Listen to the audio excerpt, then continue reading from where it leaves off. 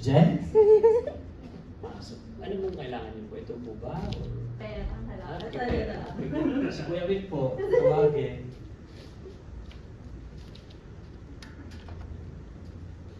Michael. Oh, ayun. Ayan, sige po. Good afternoon, everyone. Pwede po magtabi-tabi tayo? Tabi-tabi po tayo, parang galit-galit po. Ay, parang kayong ano, bungi-bungi. Sige po, tabi-tabi po tayo. Lapit po kayo sa ano. Yeah, may mga wala. Tapos yung mga nasa likod po. Kaya nga, mas lalo po tayo magtabi-tabi kasi malamig. Ay, saan ang naglalagay dyan dito?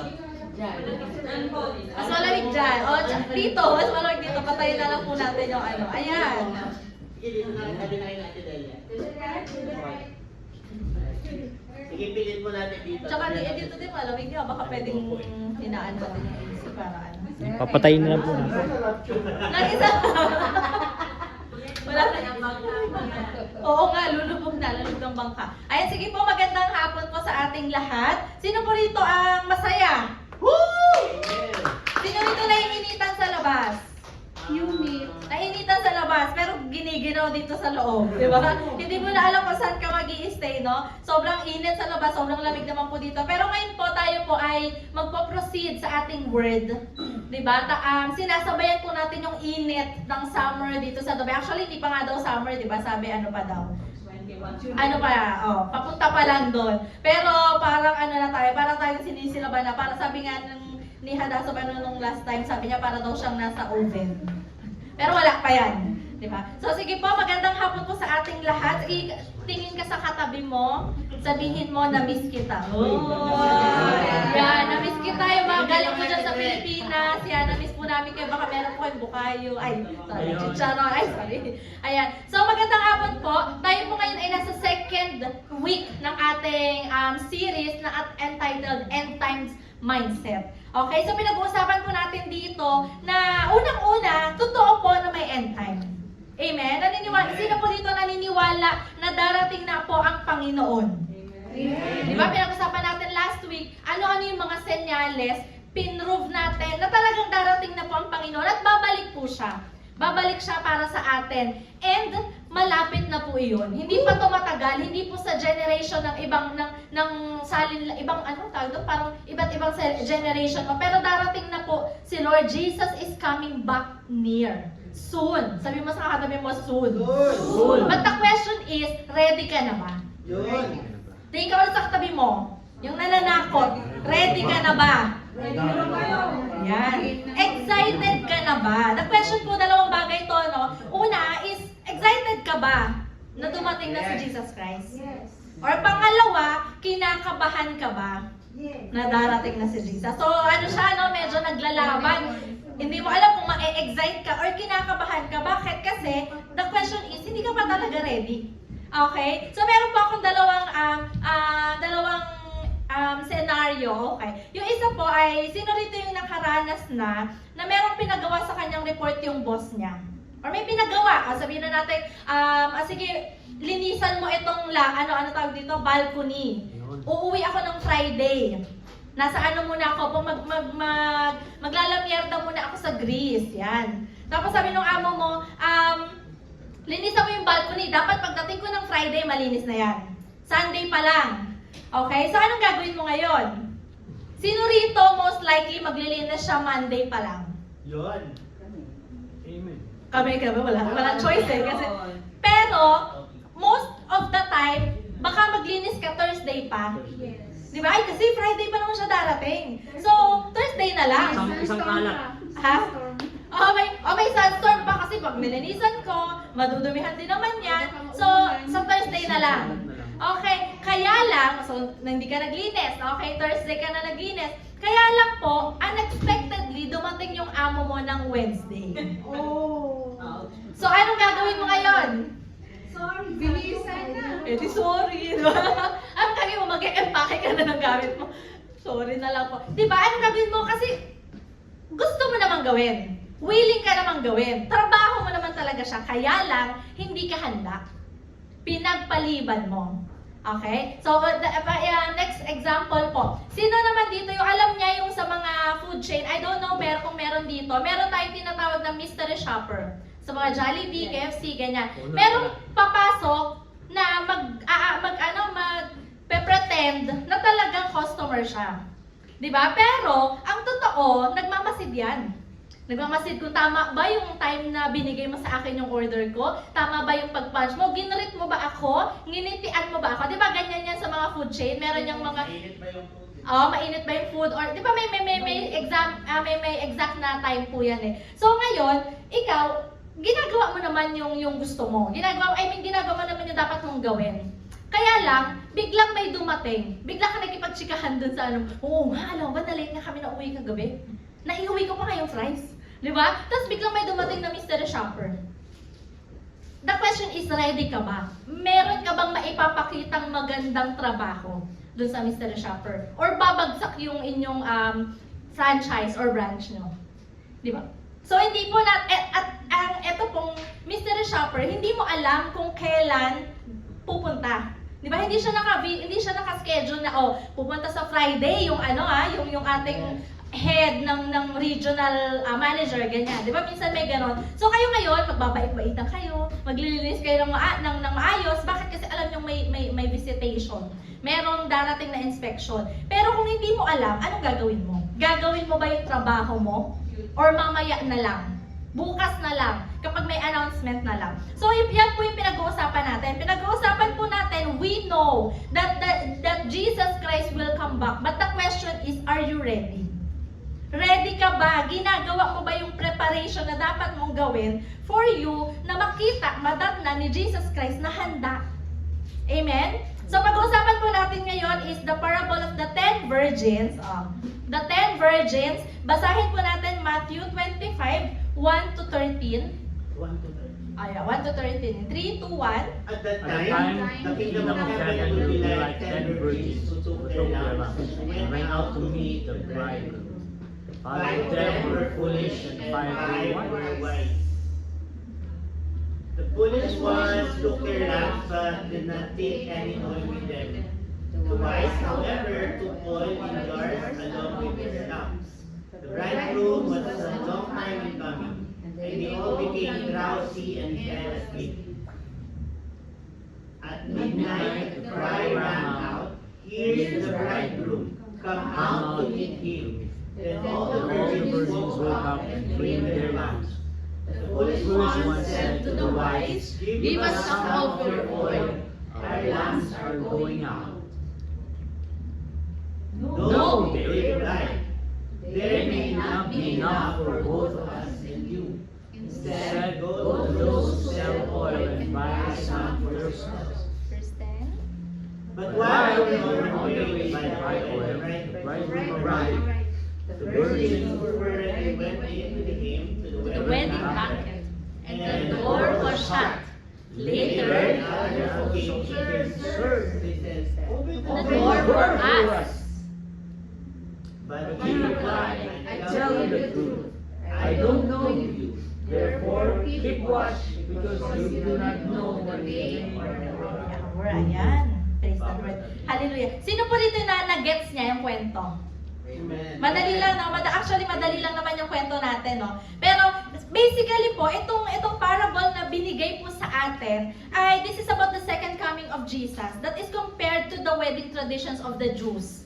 Okay, ito po talaga yung totoong nangyayari sa wedding tradition. Actually nga, na-amaze nga ako, no? Kapag kami mga nakakausap ako mga tao, how they spend their wedding. Kasi sa atin, di ba, engagement, wait lang, merong ligawan, may engagement, may may engagement na period, tapos may wedding, tapos honeymoon.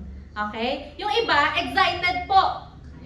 Nilagpasan yung engagement, nilagpasan yung ligawan, nilagpasan yung engagement, nilagpasan yung wedding, honeymoon agad. Okay? Pero sa traditional po, okay, actually nung nabalitaan ko yung isang office mate ko na Indian, grabe, milyon-milyon daw yung nagastos niya para sa wedding. Because it's part of their tradition. Okay, so ngayon pag-aaralan natin, ano yung tradition ng wedding pagdating sa mga Jews? Para maintindihan po natin, ano yung paano natin ito maikukumpara sa panahon natin ngayon at sa spiritual life po natin mga Kristiyano. So number 1, meron po sa kanilang tinatawag na betrothal. Betrothal. Yan. Or this is a kiddushin or erosin. Ayan, so ito po yung time na, actually, mamaya sasabihin ko yung, ito yung time na more than just engagement. Hindi lang ito basta engagement, no? But this is legally binding covenant. Kapag dumaan ka na dito, matatawag na kayong mag-asawa. Okay? So yung groom po, bibisita siya sa bahay nung babae kasama yung kanyang mga magulang. Okay? Dalanan niya yung tinatawag sa atin sa Pilipino na, ano ba tawag doon? Hindi yung may na bayad. Dowry.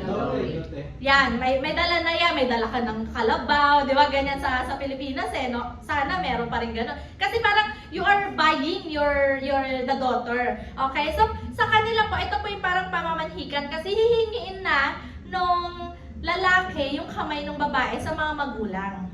Okay? So yung mga may balak po dyan, may gawin, ito i-take note nyo po yung mga gagawin nyo. Okay, mamanhikan. So actually daw, hindi nga daw po na dapat hindi na mas appropriate ang pamamanhikan kesa sa engagement, proposal. Bakit? Kasi the moment na pumasok ka sa relationship, nag-yes ka na sa kanya na yes, you can be my boyfriend. Dapat ang thinking yung dalawa, magiging mag-asawa tayo in the near future. In the near future ha. Okay? So ibig sabihin, dapat hindi na siya surprise. No, ay, nag-propose siya sa akin. Oh, yes, maganda po iyon. Maganda yon kasi syempre may mga balloons, may mga lights, okay, may surprise, may mga crowd, okay. Pero iba pa din na namanhikan na. Kasi, actually, kahit ako po, nung namanhikan po, namanhikan ba? Tawag doon. Nag-propose yan. Nag-propose po si Rev sa akin. Actually, ayoko pumayag. I mean, ayoko pumunta. Kasi parang birthday ko yun no? Birthday ko 11 years ago. Mga 13 years old pa lang ako. Ayan. Sabi niya, punta ka sa main. Yung main po ay ano yun, tawag dito, parang ganito, service. Ano tawag doon? Venue. Pero nire-rent kasi natin siya. So anytime, pwede kayong pumunta doon. So sabi niya, punta ka kasi, ano sabi mo sa akin noon? Wala lang. Basta sabi niya, pero alam ko na kasi na mag-prepare siya ng something for me kasi birthday ko. Pero alam ko na. Kasi alam ko na. Bakit? Yung kaibigan ko, best friend ko, that time, sinusukat na yung daliri ko. Nagkukwentuhan kami ganyan. Ewan ko, inutusan niya yata. Nag-uusap kami ganyan. Tapos meron siyang dalang, ano ba to? Sinulit. Tapos kunyari, nagkukwentuhan lang kami. Di ba minsan pag, nagkukwentuhan kayo ng, well, lang ba, ganyan. Sinusukat na niya gano'n yung daliri ko. Tapos, hinuha niya ganyan. Alam ko na meron tong hidden agenda. Okay, tapos dumating na ilang araw, ganyan, hanggang sa in-invite na ako sa main. May pasok ako noon. Tapos sabi ko, hindi na ako pupunta. Tapos sabi ko, ayoko talaga. Kasi ayoko po ng that time ayoko ng, ayoko ng crowd. Kung magpo-propose ka, usap na lang tayo. Alam mo yun, basta ayoko ng crowd. Gusto ko intimate yan. Para tipid. Okay, pero, yun po, nangyari, before niya ako tanungin na, will you, actually, kinikilig na ako. Tapos, merong nag-present na gano'n. Ewan ko, hindi ko na-flash po yung Kinikilig na ako, tapos meron na siyang nakalagay, will you? Tapos, ang lumabas, will you blow the candle? Grabe, parang inaasa ako. Mag-yes na ako tatalon na ako, yes, ganyan. Yung pala, will you blow the candle lang pala, ganyan. Pero what's amazing po dun sa proposal namin ay, first time ko po yung napanood kasi hindi ko alam yung mga iba. Sabi niya doon, hindi niya ako tinanong. Hindi niya ako tinanong na will you be my ganyan-ganyan. Ang tinanong niya po yung nanay ko at si Aisel. Sabi niya, papayagan niyo po ba ako na maging kabiyak ng asawa, ng anak niyo? So parang for me, it's plus point. So alam mo na, number 1, huwag magpaalam sa kanya kasi the moment na nag-yes na sa'yo, dapat looking forward na siya na mapangasawa ka niya. Okay, nandyan ba? Nandito ba? Ay, paplanuhin na natin. Yan. So, dapat po, ito yung sinasabi dito, yung betrothal. So, pupunta ka sa bahay ng babae, mamamanhikan ka, hingin mo yung kamay niya sa mga magulang niya, and meron kayong kontratang pipirmahan. Kaya, meron na siyang celebration. Hindi celebration, parang nag-meet na sila dyan, tapos nag-toast na sila ng wine. Okay, nag-inuman na sila ng wine, to seal the covenant. So, biblical po. Pero, tingnan nyo, tag-isang baso lang po. Pagkakasalan, hindi po lasingan. Tag-isang baso lang sila kasi sinisil lang nila yung covenant nila. Okay, amen? Nandito pa po tayo. So, yung marriage contract nila dito, ang tinatawag po ay ketubah. Okay? Inaano ko lang po kasi ito yung natin ito yung tradition na somehow related po sa atin. Okay? So, etong dalawa na to, they are considered legally married. Kasal na po sila dito. But, hindi po sila pwede pang mag-live together. Okay? This is their culture. Okay? Wala pa pong honeymoon na mangyayari dito. Si groom po, si asawa, aalis siya ngayon at maghahanap siya, magpe-prepare siya ng lugar na matitirhan nilang dalawa. Okay? So kasi ano mo, 'di ba? Sa totoo lang po, sa ngayon, sa panahon natin, kaya merong mga long-term engagement. Kasi sinasabi nila na kasi gusto ko munang ready. Kaya lang minsan 6 years na, 7 years na hindi pa rin nagpo-propose yung lalaki, hindi pa nila napag-uusapan yung kasal hanggang sa mawawala na yung security ng babae. Okay? Nagigets so kaya huwag matagal. Okay? Huwag po matagal. Sa amin po parang 9 months lang yung naging 1 year lang po kaming relationship. Tapos parang 9 months lang yung preparation, kasal agad. Kasi yun na yung nilook forward namin eh. Okay? So eto, nung kinasal na sila, sabay na silang nagpe-prepare. Si lalaki, nagpe-prepare ng bahay, nagpe-prepare ng mga ari-arian, nagpe-prepare ng baka, ng kalabaw, ng sheep. Okay? Si babae, nagpe-prepare po siya physically. Yan, nagpapaganda na po si babae. Bakit? Kasi hindi pa sila magkasama. So, alam mo yung excitement niya na magkikita kami in one of these days. Okay? So, yung babae po, wala po siyang ibang ginagawa kundi mag-check out sa Shopee. The joke. Ang ginagawa niya lang, maligo ng pabango, maligo sa gatas, okay? Tapos, magpapaganda lang siya in preparation to be a bride. Although she's a bride already. Pero hindi pa sila magkasama kasi. Okay? So nagigets po natin yung preparation ni babae at ni lalaki. Yeah. So, ito po yung nangyari kay Mary and Joseph. Diba? Na kinasal na sila, dumaan na po sila sa betrothal, pero nalaman ni Joseph, hindi tayo nagtatabi. Pero bakit ka nabuntis? Kaya gusto niyang i-annul, i-divorce, di ba? Nagets niyo po? So, ibig sabihin, kinasal na talaga sila, may toasting na of wine na naganap. Kaya lang, na-discover niya, nabuntis si Mary. Paano nangyari yun? Hindi tayo nagsasama.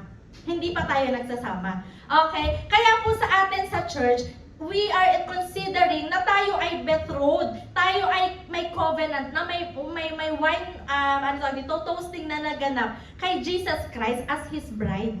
Di ba tinuturo po sa atin yan sa church na tayo ay bride ng Panginoong Hesukristo.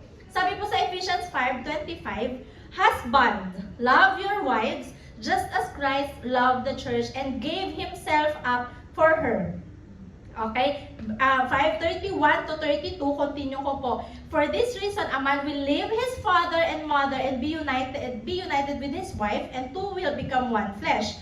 This is a profound mystery, but I am talking about Christ and the church. So sa atin po, tayo ay ikakasal sa Panginoong Hesukristo. Umalis na ang Panginoong Hesukristo sa atin nung ascension niya. Okay? Pero babalik siya. So He is preparing something for us. At tayo po ay nagpe-prepare. Okay? Hindi lang tayo din basta nagpapaganda, but we are preparing the kingdom of heaven. Amen? Yeah. Amen. So isa po ito sa mga promise ng Panginoon na pwede pong panghawakan ng karamihan sa atin na hindi pa na ikakasal. Kung hindi ka man may kasal dito sa lupa, may ikakasal ka po kay Kristo. Amen? You are the bride of Christ. Amen? Amen. Okay, so number 1 yung betrothal. Number 2, ano po yung second natin ay the waiting period. So habang pagkatapos ng betrothal, di ba umalis na yung lalaki, maghahanap po siya, mag-prepare siya ng bahay, ng mga ari-arian, okay, na natitirahan nila. So usually po, it is about 1 year. Imagine, no? Grabe, no? 1 year, makakapag-antay ka pa, baka naghanap ka na ng iba dito. Pero this is part of their culture. So yung bride, habang siya po ay nag-wait, 1 year, usually lang po ito, more or less to ha, the bride prepared herself for purity. Ito yung sinasabi ko kanina na she remained pure, waiting, not knowing when. Hindi niya alam kailan babalik kasi hindi rin naman alam ng lalaki kung sige, in 2 months, mabalikan kita. Mag-aayos lang ako maglo-loan lang ako. Sabi, loan kaya para mabilis no? Okay, pero hindi niya alam kung kailan siya babalik kasi hindi niya, piniprepare niya pa eh. Okay, pinaayos niya pa yung kanilang titirhan. And so dito, no, sa atin po, sabi nga, tayo ay nasa waiting period sa ngayon. Totoo na darating natin ang Panginoon, nawala siya, no? Nagkaroon ng ascension, pero babalik po siya. So sabi sa John 14:2-3, in my Father's house are many rooms. If it were not so, I would have told you. I am going there to prepare a place for you.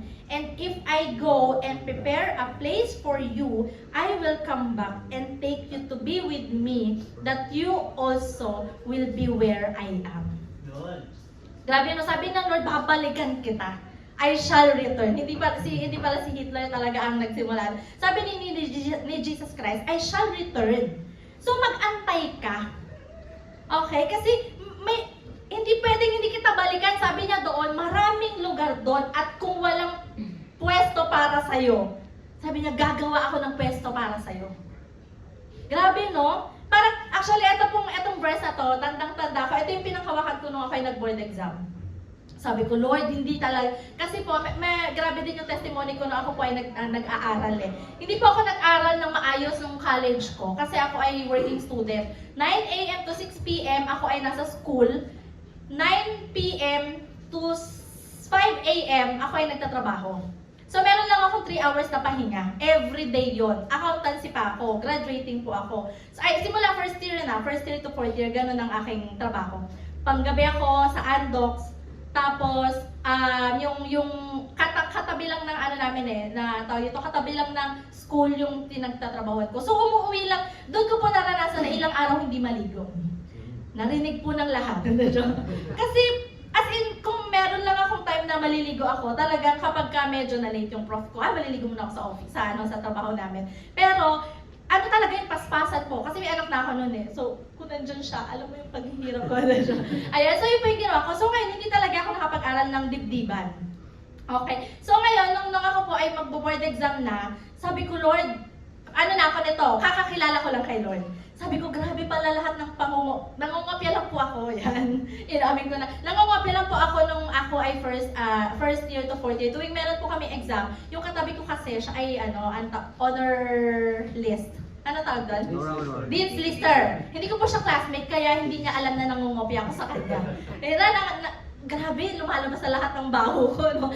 Pero totoo yun. Kasi hindi pa naman ako nakakilala kay Lord noon. Okay, pero talaga nangungopia lang ako. Magaling po ako mangopia kapag exam. Kasi di ba alphabetical yun. Tapos buong year nyo, hindi kayo magkakilala. Basta A, B, yan.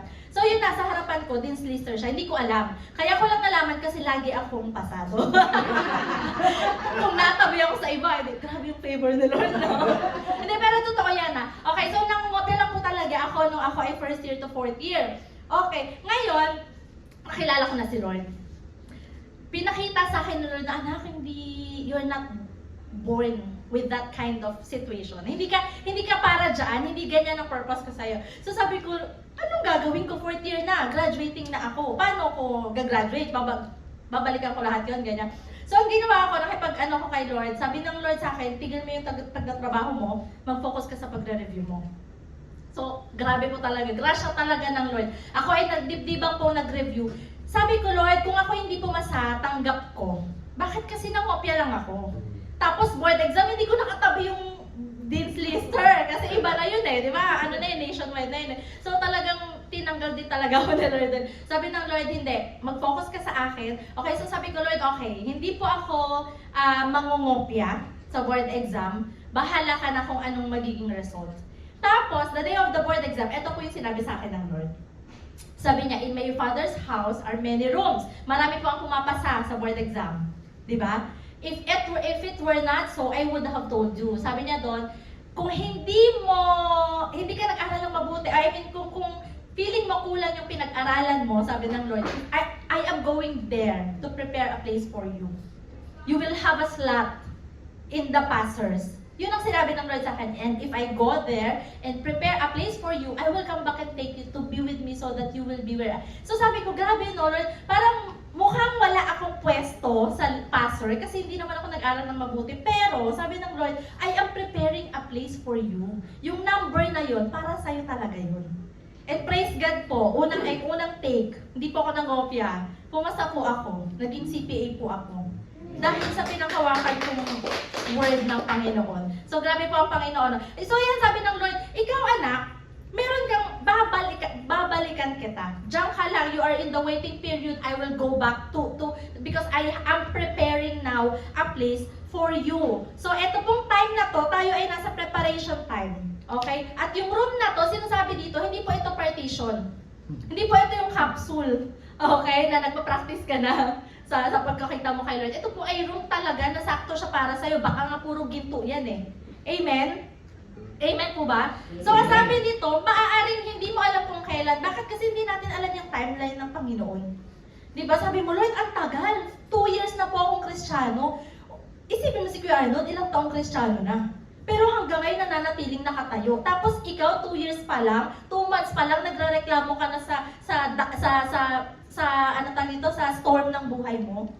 Sabi ng Panginoon, may waiting period. Antayin mo. Sabi niya po sa Matthew 25:5, binasa natin kanina, the bridegroom was a long time in coming, and they all become drowsy and fell asleep. Nakatulog. Bakit? Kasi ang tagal. Okay? So, sino po rin yung mga nag-aantay sa kanilang mga groom? Baka natutulog na, nahihilo ka na, okay, kakaantay, na nakatulog. So, pwede pong magpahinga.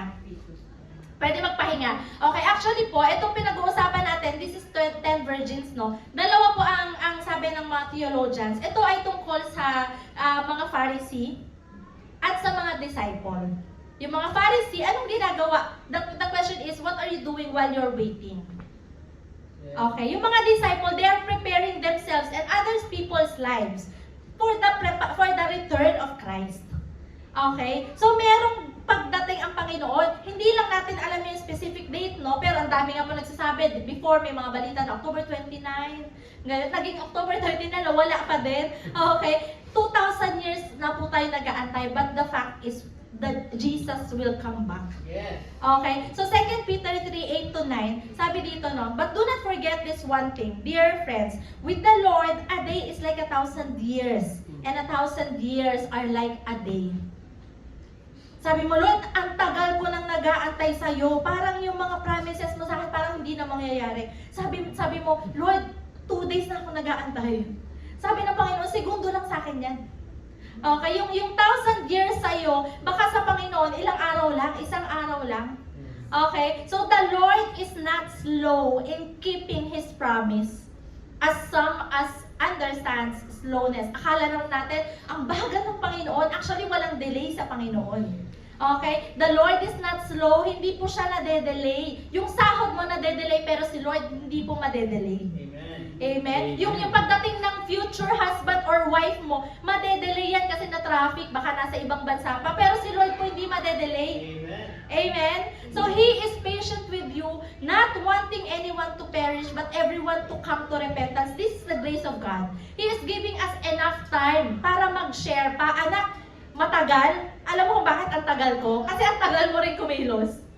Bakit ang tagal ko dumating? Kasi hindi pa kayo ready lahat.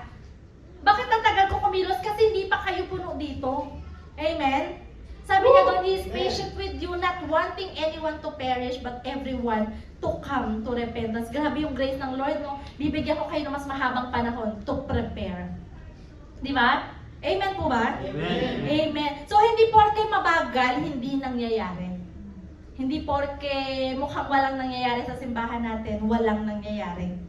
Hindi porke mukhang onti po yung tao, walang nangyayari. But may gagawin po ang Panginoon. Amen? Amen. Amen. So, number 3, yung una natin, betrothal. Number 2 is the waiting period. Number 3, the midnight arrival. Okay, so this is the time na, ayan na, dumating na after ng 1 year, okay, but ano lang, approximate 1 year, darating na si groom. Okay, actually po, ang magde-decide kung kailan pwede nang pumunta si groom kay bride ay yung tatay ni groom. Customary po kasi, ginagawa ni groom yung bahay sa rooftop ng bahay nila. Okay? Ng nanay at tatay niya. So, yung tatay ngayon magde-decide, okay ka na, okay na yan, ready ka na, prepared ka na. Okay, so siya yung magbibigay ng go signal na, sige, susunduin ko na yung aking asawa. Asawa mo na yan di ba? So ngayon, pag nagbigay na ng go signal si tatay, pupunta na si groom. At kasama na niya yung kanyang mga groomsmen. Ayan, may groomsmen po tayo. Bakit? Kasi usually ginagawa po nila ito at midnight. So ngayon kailangan nila ng lampara. Literal to ha. Hindi kaya yung ngayon, symbolize na lang natin na actually pagandahan na lang yung groomsmen at saka bridesmaid eh. Pero nga dito ay kailangan talaga nila kasi madaling araw sila pupunta doon. Okay? So ngayon, hindi alam, walang chat. Pupunta na ako dyan. Mag-ready ka. Iligpitin mo na yung maleta mo. Aalis na tayo. Okay? Hindi wala pong ganon. Dito, darating si groom kasama yung groomsmen na meron silang lamp at torches at merong trumpet. May may celebration na dito kasi susunduin na niya si bride. Okay, so the question is, ready ba si bride? At the question is, ready ba si bridesmaids? Kasi ang gagawin ni bridesmaid, si bride naghahanda na yan kasi wala naman siya ibang gagawin, di ba? Nagpapabango na lang yan, nag-wax na yan, alam mo yan, nagpapaganda na yan. Ngayon, si bridesmaid, ang goal nila rito, antayin yung pagdating ni groom at ni groomsmen. So pag dumating sila, dapat ready yung kanilang lampara. Kaya po merong lampara dito sa pinag-uusapan natin. Okay, yung mga virgins ngayon, ang pag tinawag pong virgins sa Bible, they are young women. So yung mga batang, yung mga dalagang ito, okay, bibigyan nila ng liwanag yung pagdating ni husband. Okay? Okay, amen po ba? Nagigets ba? Ayan, so ngayon, pag ikaw ay hindi ready, wala kang oil, may lampara ka, yes, pero wala kang oil, paano mo magagampanan yung role mo? Okay? Yes, nandito ka po sa simbahan. Uma-attend ka ng service. Pero kung hindi ka ready, walang oil yung heart mo, dumating si Jesus Christ, magiging ready ka kanya. Amen? Amen. So, ngayon, tignan natin, sabi sa Matthew 24:36, no one knows about the day or hour, not even the angels in heaven, nor the Son, but only the Father. So, kita nyo, no, yung custom, yung tradition, sinasabi din siya sa Bible na, well, actually, kahit si Jesus Christ, hindi niya alam. Only the Father knows kailan siya babalik. Okay? So, ngayon, dumating na surprise na si groom. Ano yung ginagawa ng 10 virgins? Yung 5, anong sabi doon sa actually, ang ganda po nito sa Tagalog. Yung, sabi po sa, ano tawag dito, Pinoy version, basahin ko ha yung verse kanina. Okay, may 10 dalaga na kumuha ng lampara nila para sa lubungin ng lalaki ikakasal. Ito na yun, yung kinukwento ko po ngayon. 5 sa kanila ang mahina ang ulo, 5 naman ang matalino. Okay? Dinala ng mahihina ang ulo ang kanilang lampara. Pero wala silang baong langis. Sabi ko, grabe. Ouch. Diba? Nag-ready ka nga. Okay? Pero sabi niya doon, may lampara ka. Wala ka namang langis. Anong tawag sa'yo? Diba? Diba? Mahina ang ulo lang. Kaya ang bait pa ng English eh.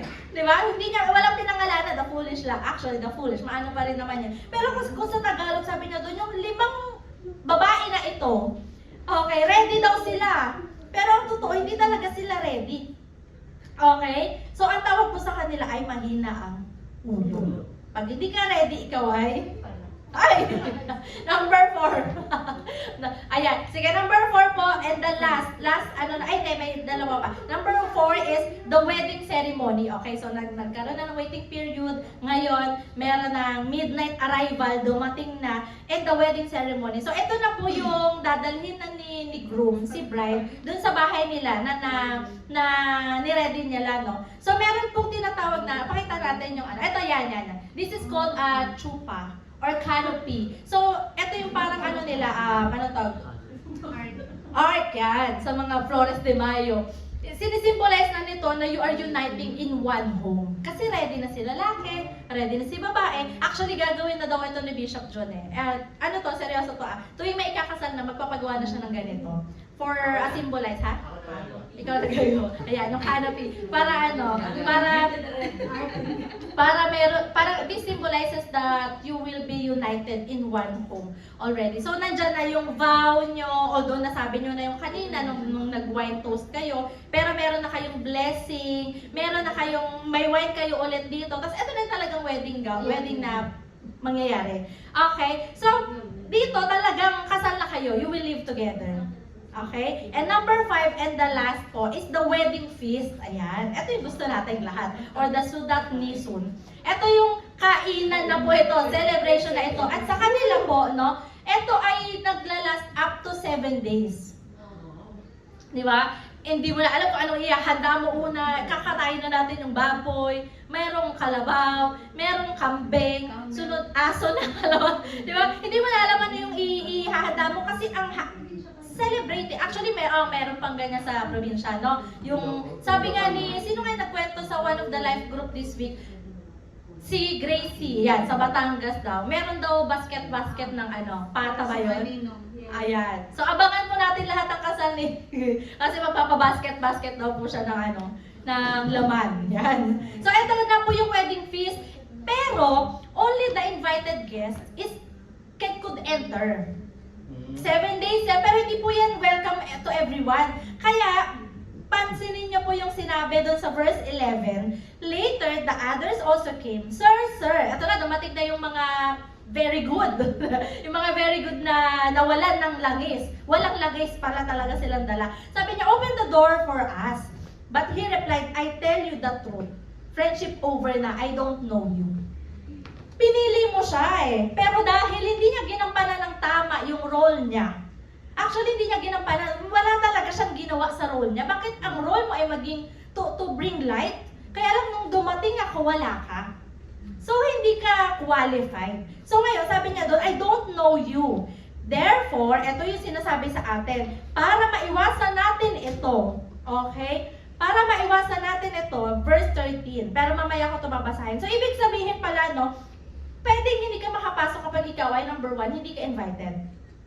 Pangalawa, hindi ka makakapasok kapag ikaw ay very good. Yan. Kapag ikaw ay, sabi nun, anong tawag sa Tagalog? Mahina ang ulo.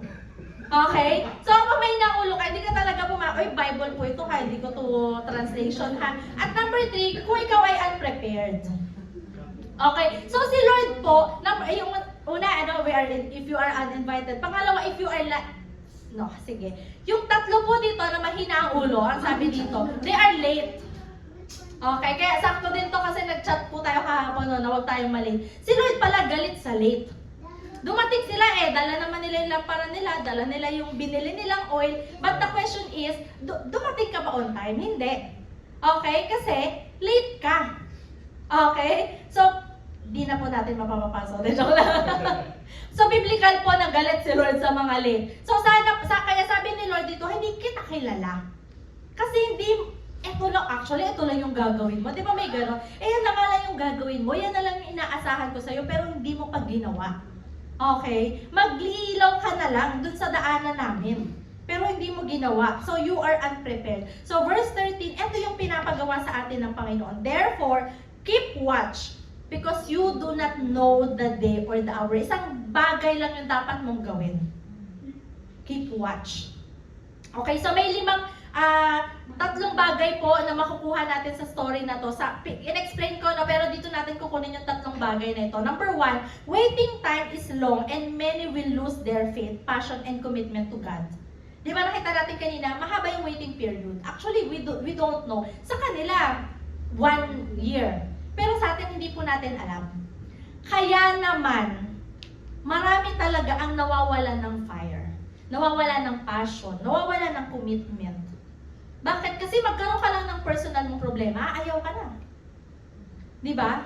Natutuwa ka, nung umpisa on fire ka, sabi mo, I will love the Lord with all of my heart, all of my strength, all of my soul, all of my money, all of my time. Kaya lang, sabi mo, bakit ang tagal? Naiinip po tayo. Napapagod tayong mag-antay. Darating pa ba si Lord? Parang wag na lang. No? Sino po rito nakaka-relate? Sabi mo, Lord, magsiserve ako sa'yo all my life. Kaya lang nagkaroon ng promotion, pwede bang unahin ko muna to? Matagal ka pa namang dumating. 22, sabi sa hula 2030 ka pa naman darating. Magsiserve na lang ako sa'yo sa 2029. Buong taon magsiserve ako sa'yo. Kahit walang church, nandun ako sa church. Okay, bumawi, no? Pero hindi po ganon. Okay? Minsan, madi-discourage talaga tayo, pero hindi mo alam kung kailan tayong darating sa ang Panginoon. Paano kung yung time na nag-backslide ka, yun yung time na dumating ang Panginoon? Di ba? Sayang. Sayang yung ang tagal mo na dito, ngayon ka pa ba tatalikod sa Panginoon? Ang layo na ng nilakad mo. Ngayon ka pa ba babalik? Amen? So mahaba po ang waiting time natin, but please, don't lose your fire, don't lose your passion, don't lose your commitment to the Lord.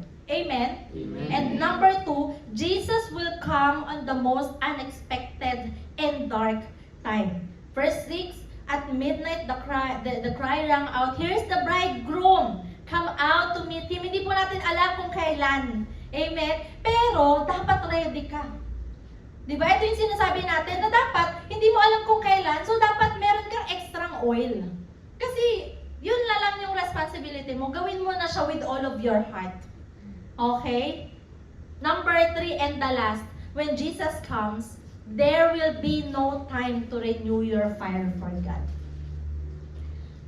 Pag dumating na po ang Panginoong Hesukristo at hindi ka ready, baka wala ka ng time bumalik sa Panginoon.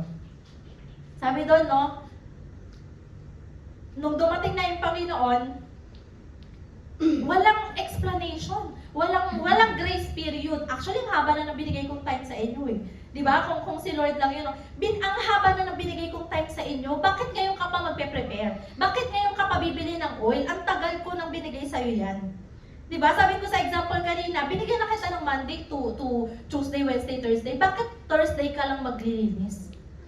Sana nilinis mo na nung sinabi ko sa'yo. So sana nung nakakilala ka, nag-share ka na ng nag-share sa mas maraming tao.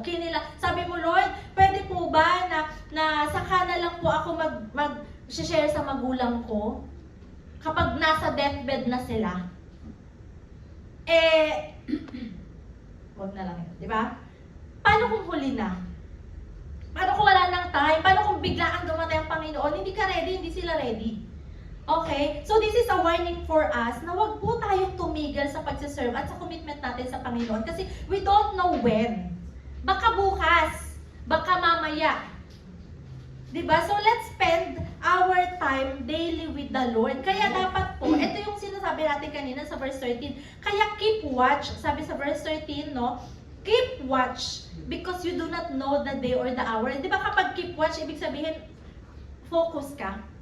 Pag keep watch, andun lang yung hindi ka pwedeng distracted. Hindi ka pwedeng may ibang ginagawa. Dapat, nakafocus ka dun sa pinapagawa lang ng Panginoon sa'yo.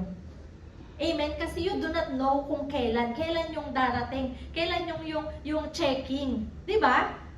Kaya nga, lalo na ngayon, ang daming checking, no? May mga checking ng mga bahay. Pag nung una pa lang na nabalitaan mo may checking ng bahay, dapat naglinis ka na, tinanggal mo na yung mga capsule nyo, tinanggal mo na yung mga partition nyo. Sabi nga ni Rev, naku, wala na akong trabaho, wala nang partition. Nagtatanggalan nyo yun. Magtatanggal ako. So, sa mga nagkapatanggal ko dyan, no? Okay, so, kailan pa tayo mag-serve sa Panginoon kapag wala ng time? Kapag late na, kapag sarado na yung pintuan? Kapag matanda ka na, sabi mo, Lord, saka na lang po ako mag-serve kapag nagkaroon ako ng increase. Kapag na-promote ako. Kapag successful na ako. But the question is, paano kung dumating si Lord before that? Saan ka ngayon pupulutin? Okay? So, ang totoo pong anak ng Diyos o Kristiyano, ang tunay na Kristiyano, hindi po yan titigil sa pagsiserve, sa pagmamahal sa Panginoon, sa fire niya, sa commitment niya hanggang sa bumalik si Hesukristo. Keep your fire and passion for God burning. Serve Him faithfully until He comes. Amen po. Tayo pa ay tatayo.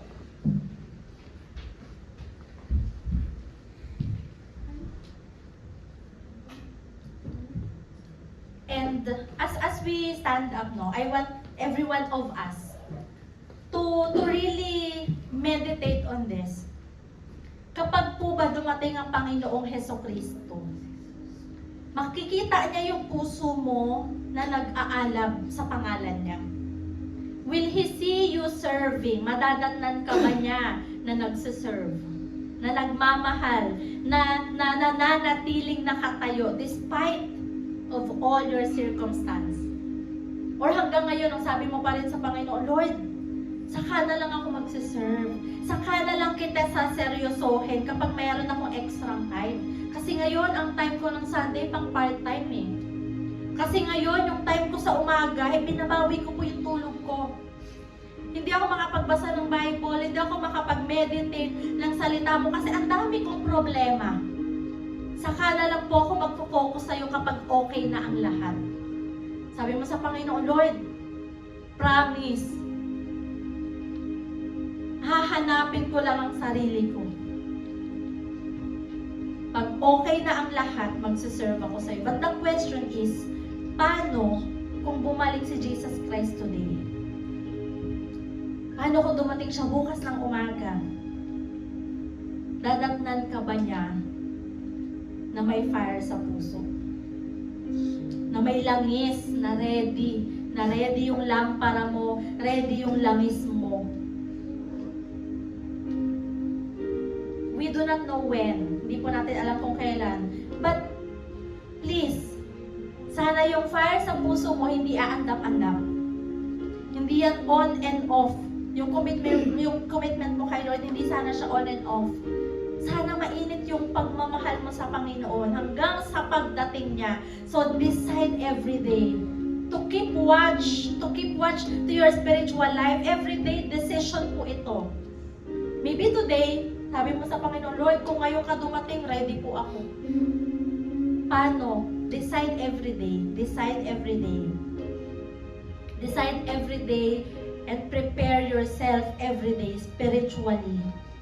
Tandaan po natin, ang spiritual preparation cannot be bought or borrowed.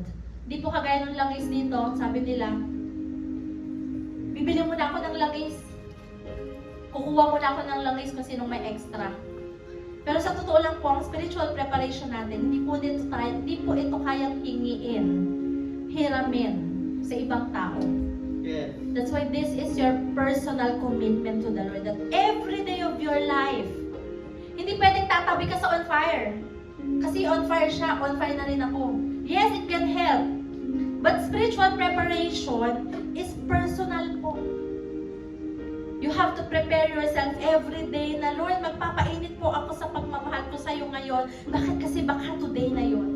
So decide every day to love the Lord, to commit to the Lord, to serve the Lord, to search the Lord every day of our life, to keep our fire burning for God. So kung hindi pa natin ito nagagawa sa ngayon, to really love the Lord every day, let's just repent and go back to the Lord. Let's ask for the fire of the Holy Spirit to come to saturate our bodies, our life, our mind, our hearts.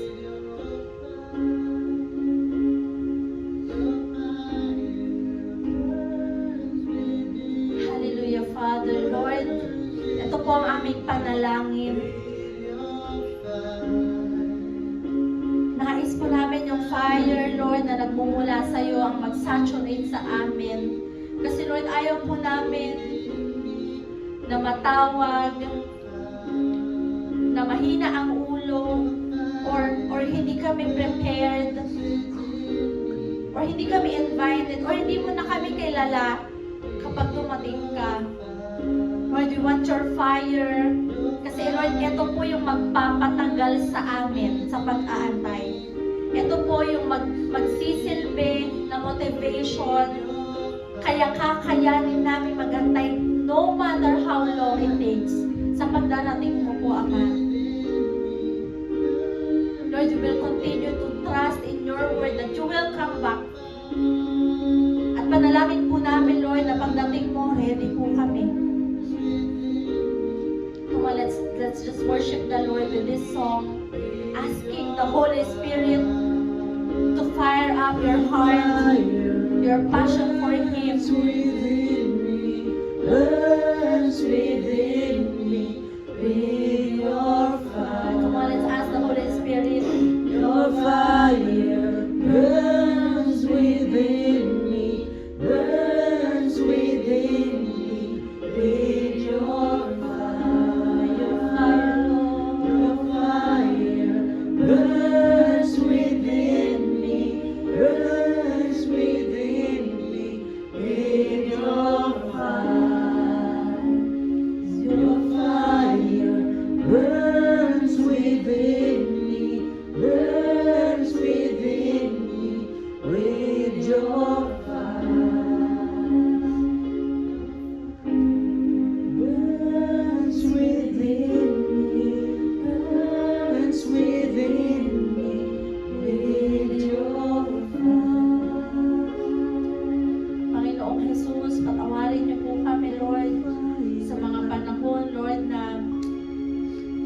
Sayang po namin because we are not prepared. We are not preparing sa pagdarating mo po, Ama. Dami po namin nasasayang na oras, Lord. Dami namin kinakabisihang ibang bagay. Na Lord, hindi po kami nape-prepare, hindi po kami nare-ready, hindi po kami nagiging handa sa pagbalik mo po, Ama. Lord, patawarin mo po kami. And Lord, help us, Father, to be really on fire all the days of our life. Araw-araw, Lord, na dumaraan, Lord, hindi po namin alam kung kailan, but we pray, God, that you help us with your fire. Bigyan mo kami ng passion, bigyan mo kami ng commitment, Lord, hindi lang po sa simbahan, pero sa iyo, Ama, to really seek you, to really search for you, to really serve you, God. And Lord, we are excited. Kasi Lord, pag dumating ka, makikita mo kaming nagsiserve. Pag dumating ka, madadatnan mo kami na ginagawa namin yung purpose namin. Lord, marami pong salamat, Ama. Thank you, Jesus. Come on, can you just thank the Lord? Thank you, God. Another opportunity na binibigay mo po sa amin na maging handa pa. For the chances, Lord, bawat araw na binibigay mo sa amin, Lord, is another opportunity na maging handa, maging ready, maging excited sa pagdarating mo po, Ama. Marami po salamat, God. Mahal ka po namin. In Jesus' name we pray. Amen.